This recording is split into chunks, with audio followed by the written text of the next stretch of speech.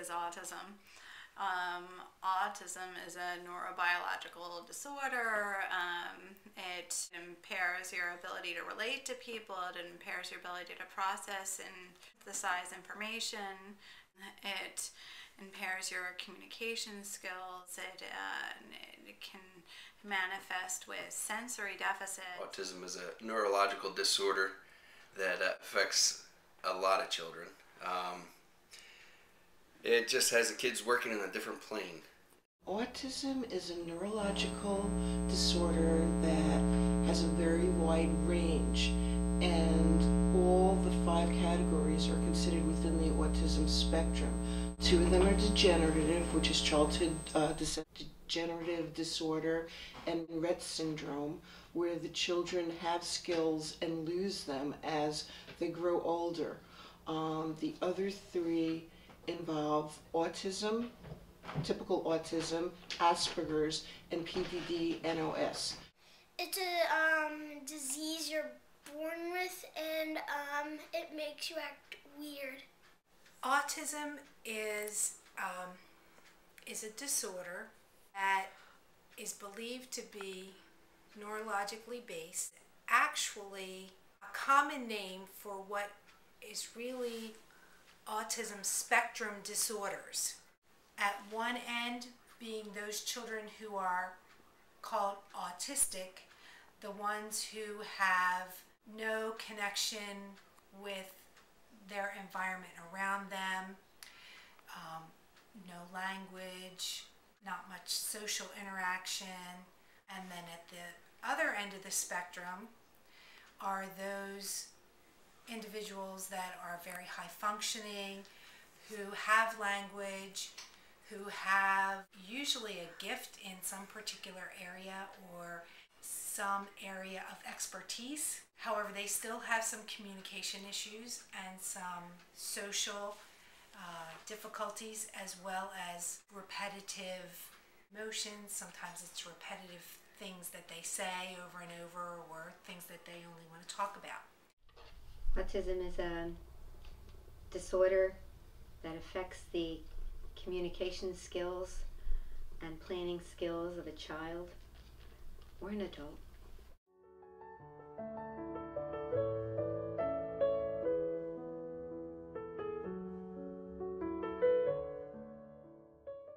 I had suspected that Zoe had autism from the time she was about 20 months old.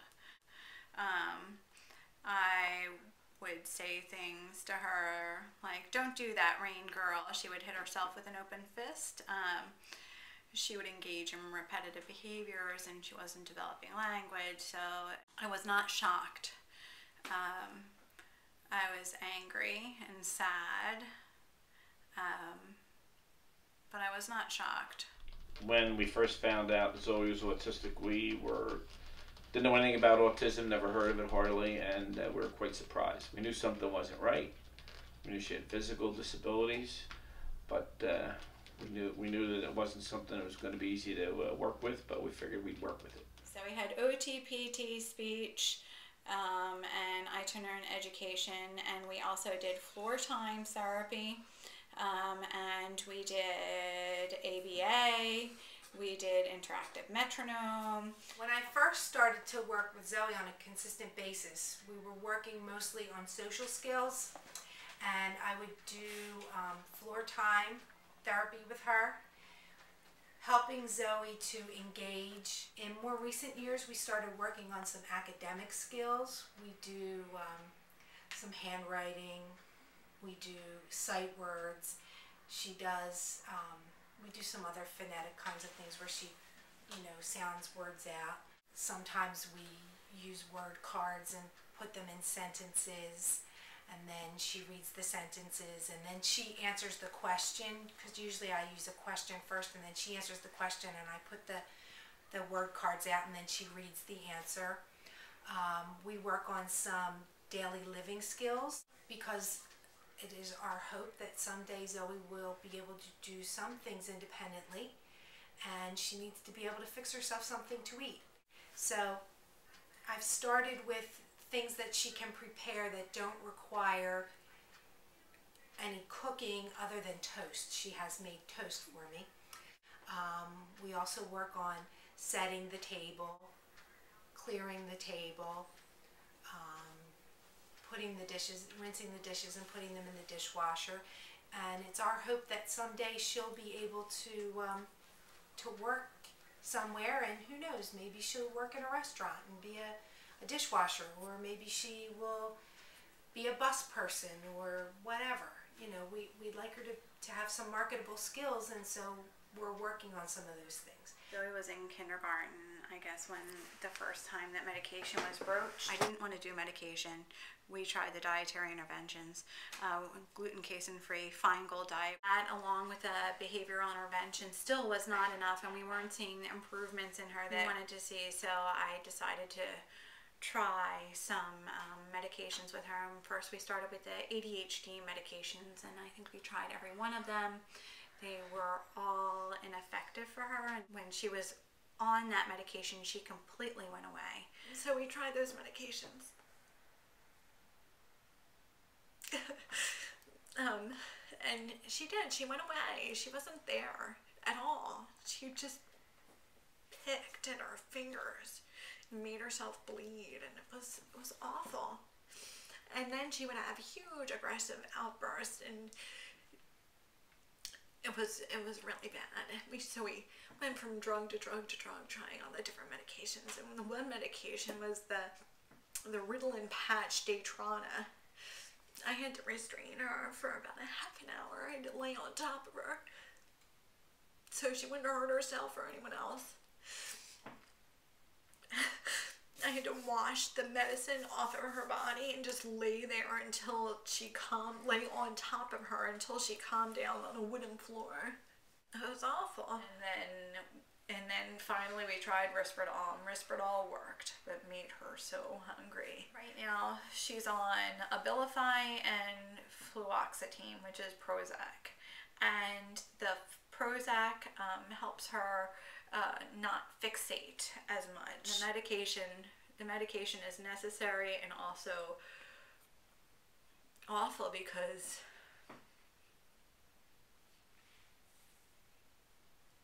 there is so much that we don't get of her. She is such a neat little kid, and you just don't get it because the medicine takes it away. She's a blank.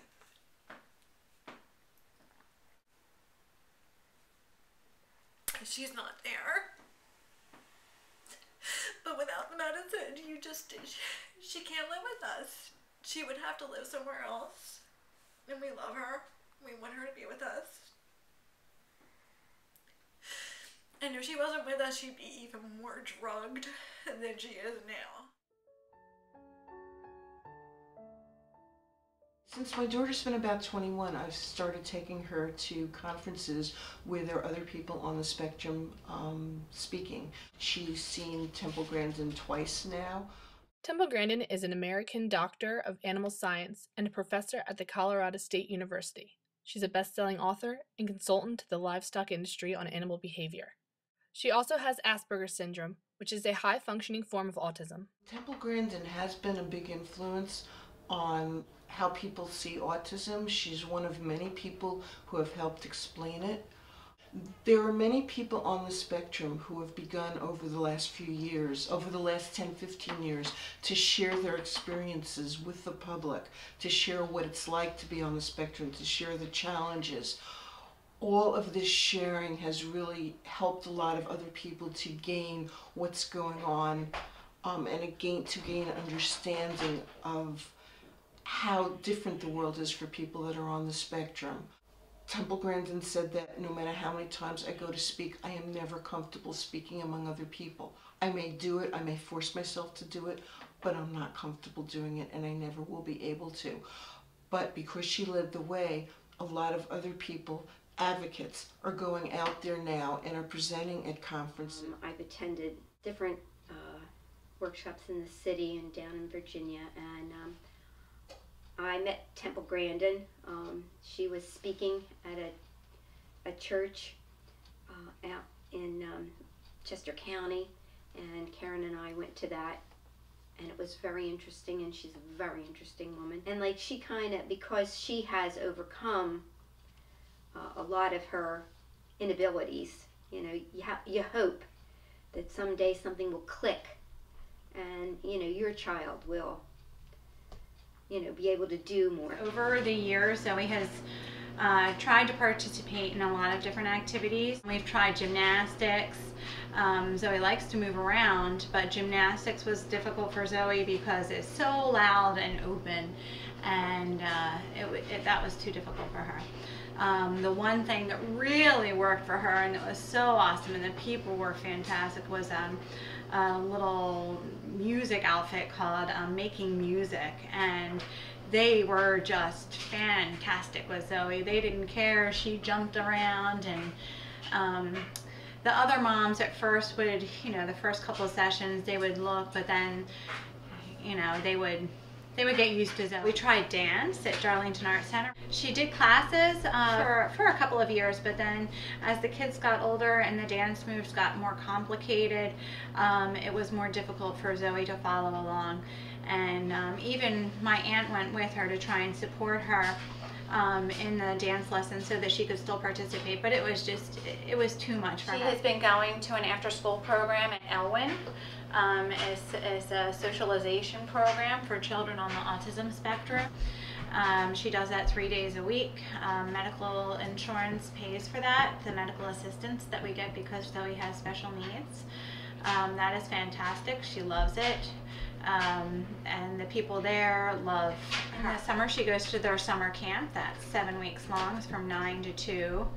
She could go to extended school year at the school, but that's only 4 days a week from 9 to 11.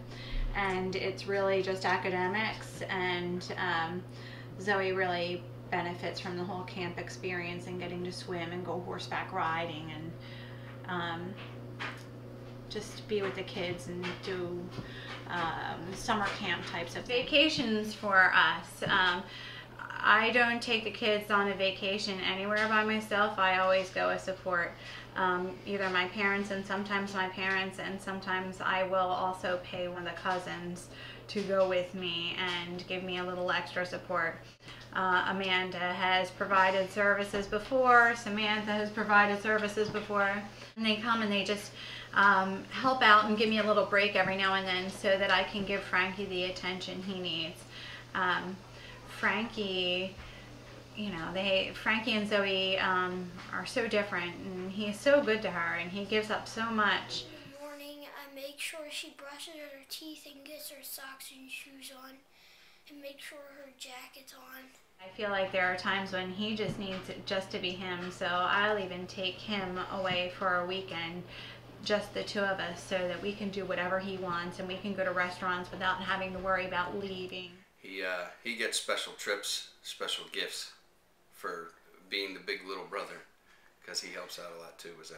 It's not fair to Frankie all the time to have to not do things because it's not appropriate for Zoe to do them. So that Karen can do things with Frankie, you know, we'll take Zoe. I think one of the really great things that Zoe has going for her is she has a tremendous amount of support in terms of her extended family on both her mother and her father's side. And I'm talking about both sets of grandparents, aunts and uncles, cousins, who really have taken the time to try and work with Zoe and understand her, and who have just been resources for Karen and for Brian for the Autism Walk in Philadelphia. For years, Zoe has had a team. You know, we have Zoe's team with Zoe's t-shirts and the names of all the team members on the back: Zoe's Pop-Up, Zoe's Poppy, Zoe's Grammy, Zoe's Sammy, Zoe's Manda, whoever it is. She's just really fortunate to have a lot of people who really love her, and she's a very loving and caring child who, you know, just wants to please most of the time, and really just enjoys life. She enjoys her life. Fears for the future. Zoe is 10 now. You know, she's starting to develop, and that's really scary for me. All the little boys with special needs love Zoe, and Zoe loves them. And so that's one of my biggest fears, is that she, you know, it's not even as much of her being a victim, because I don't think that, I think she'll be consenting. My second greatest fear for her is that she's going to spend the rest of her life in her room watching TV or playing on the video games, or just sitting there eating. If I'm not there to watch her and keep her from eating, I'm afraid that there won't be anything for her to do, that a type of sheltered workshop, something where she can be successful. I would love her to be able to live semi-independently. I would love for her to find a man that was similar to her and had similar abilities to her, and for them to figure out some kind of happy life. You know, that would be phenomenal. So I guess my fears for her is that she'll be alone. She'll never be independent, that she'll never, you know, get married and have kids. She'll always have to be with somebody. That's my fear, but the one good thing is she won't know it. She won't know that she's not doing those things. We will. We'll all know it, but she won't. She'll think she's just doing fine on her own. Well, she's not going to have the typical life you get. She's not going to have prom dates or people asking her for proms. Who knows about a wedding, a job, independent living, and just working on her own.